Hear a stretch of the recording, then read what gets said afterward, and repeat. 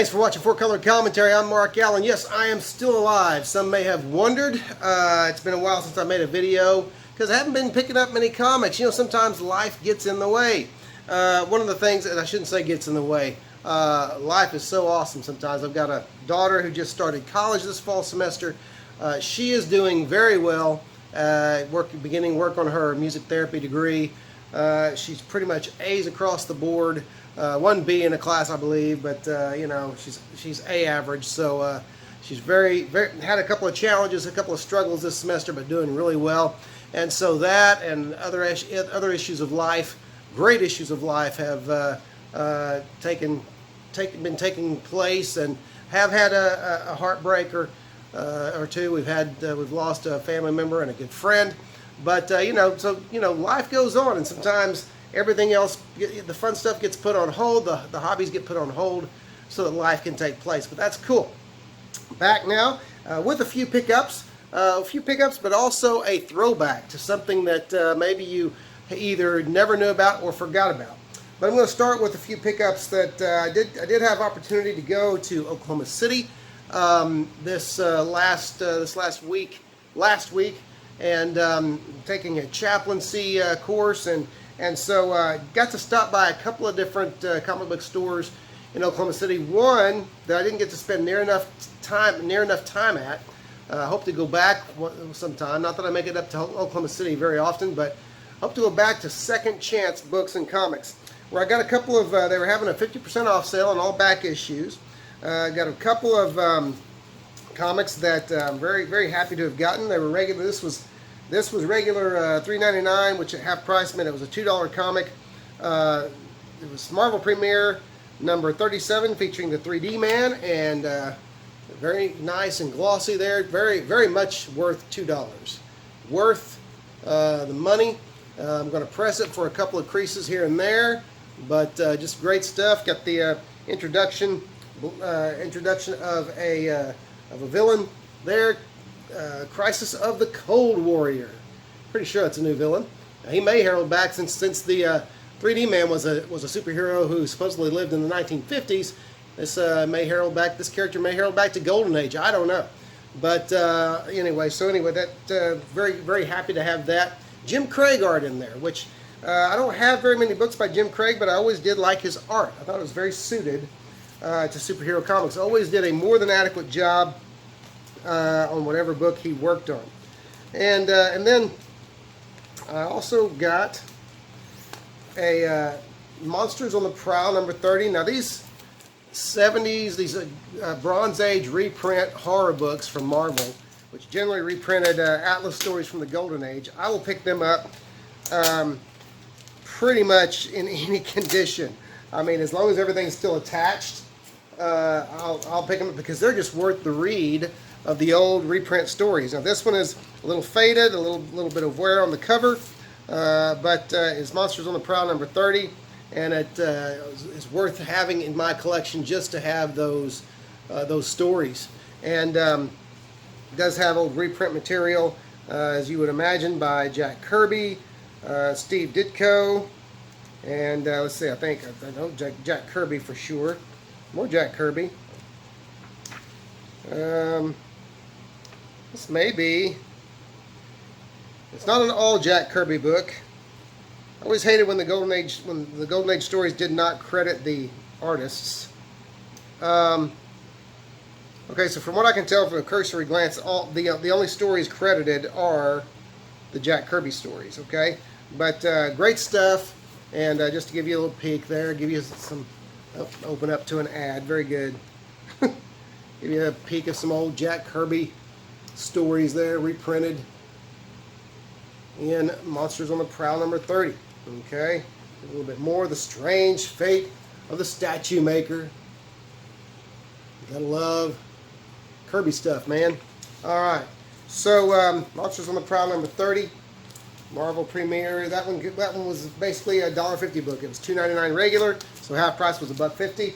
I think for $3.50, it's a deal. Got a deal. All right. I always loved in the early to mid to late, I guess, 80s when DC began reprinting some of their classic stories in their on the Baxter paper. Really loved that. And so I picked up all but the first issue of this reprint series, of Roots of the Swamp Thing, which was, of course, the Len Wein and Bernie Wrightson Swamp Thing. These were $2.99 a piece. I got these at Vintage Stock. I paid $2.99 a piece for them because they're worth it. I don't know how many times the Wein and Wrightson Swamp Thing stories have been reprinted. I buy them all, every reprint, because the originals are just too difficult to come by. And so these are worth having to me. And so I love reading. I love the story. I love the art, of course, obviously. I love the moodiness and the atmosphere of the stories. Just great stuff. And then lastly, like I said, I hadn't been picking up very many comics lately, but I did pick up this first appearance. And I forgot to check his. I kind of did this. I did this video on the fly. I didn't really prepare. This is the first appearance of a character, tie into Batman. Now I've forgotten his name, and I have to look up his name. But well, you know what? I may just leave that to you. I've read the first 6 issues of this story. However, this is Talon, number 0. Okay, this is a one of the Court of Owls assassins. He's assassin trained by the Court of Owls, but he goes to the side of the angels. And I loved the first 6 or 7 issues. I'm going to need to get them out and reread them because I want to get the whole series. But this is one of those things. It's one of those books. I'm not sure why this didn't take off. There was the Court of Owls stuff was so hot, and you know, this guy was set to be, and I'm not sure DC didn't expect him to be a huge takeoff character. But I love him. I can't remember his name. That's how much I love him. But the stories were great, and I want to get the rest of the series. You know how it is. You start when you're a collector and you've been collecting for 40 years. There's all kinds of things floating around in your head about what you want to acquire and what you don't. And some things get put on the back burner even though you like them. But anyway, first appearance of that particular Talon. That's your homework, is to go find out what his name is. And hunt down that issue 0, Talon issue 0. You'll have a cool first appearance there. All right, now a throwback to 2009. I found this stack of stuff that I hadn't even looked at in a while. In fact, never read, even though I was massively interested in them, and hadn't even looked at since the move. And I was digging through stuff, and I pulled these out, and I thought, man, they're not even bagged and boarded. I'm going to bag and board them, but they're a little unusual. How many of you remember Wednesday Comics? A celebration of the old Sunday Funnies, done in 12 issues. They did it for a year, and Wednesday Comics, DC did it. You had Batman, Commandy, Hawkman, Superman, Deadman, Green Lantern. You had others as well that they would do. They put in there. Let me see if there's some. Let's see, Hawkman, Green Lantern. They did do a few others. They got Metamorpho on there. You got a Michael Allred Metamorpho. Okay, so Metamorpho was in there. They also did Wonder Woman. You got a Wonder Woman on the front cover there. Okay. Strange Adventures with Pope. Okay. And what these, you get Metal Men, plus all those others that I mentioned. Mandy, of course, the Flash.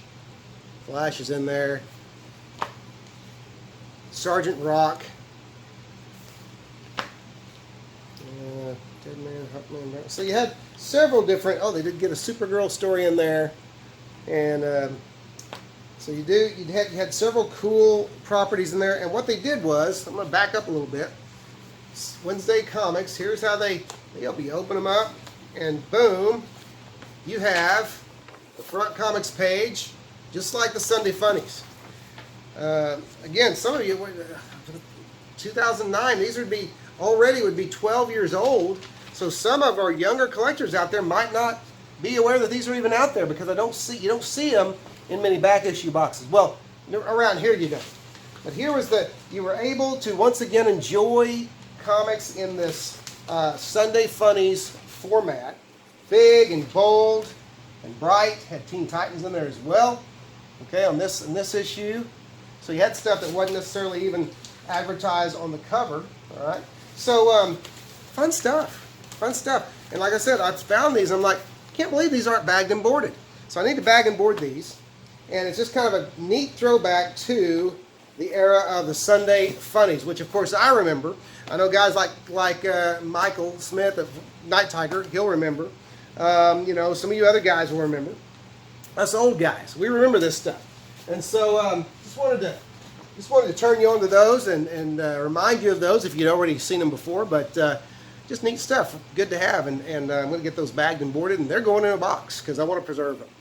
But anyway, that's it. I just wanted to make a video to get out there and let you all know, still alive over here, and hopefully, well, if not sooner, in October 24th, I believe it is, I'll be working a comic show in Pryor Creek, Oklahoma. Well, in Pryor, Oklahoma, it's called the Pryor Creek Comic-Con, and so maybe even get some video from that. But we'll definitely have a haul from that show to show you. So, if nothing else, within a month or so, you'll see me again. But anyway, thanks for watching 4-Color Commentary. If you haven't subscribed, go ahead and do that. Like the video, comment on the video, share the video if you'd like. But ring that bell too, and that way you know when a new video rolls out, even if it's just once or twice a month. But anyway, as always, enjoy the hobby. Thanks for watching 4-Color Commentary. We'll see you next video.